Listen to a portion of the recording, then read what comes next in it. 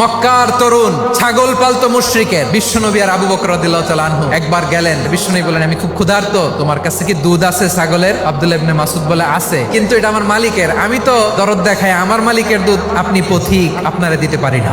বিশ্বনবী এইটা শুনেই তারা টার্গেট করে ফেলছে। বিশ্বনবী বলেন, আচ্ছা ঠিক আছে, দুধ দিও না, কিন্তু এমন ছাগি আছে কিনা যেই ছাগির সাথে কোনো ছাগলের মিলন হয় নাই, তার ওলানে দুধও আসে নাই, বাচ্চাও নাই, এরকম ছাগির থেকে যদি আমি দুধ খাই তাহলে তো সমস্যা নাই। বলতেছে, এরকম ছাগির থেকে দুধ খাইলে সমস্যা নাই, কারণ এরকম ছাগি ওলান থেকে দুধ আসবেও না। বলতেছে, ঠিক আছে, এরকম একটা ছাগি নিয়ে আসা হলো। বিশ্বনবী বিসমিল্লাহ বলে ওই ছাগির ওলানে হাত দিলেন। হাত দিতে দেরি, পুরো ওলানটা দুধে ভরে যেতে দেরি হয় না।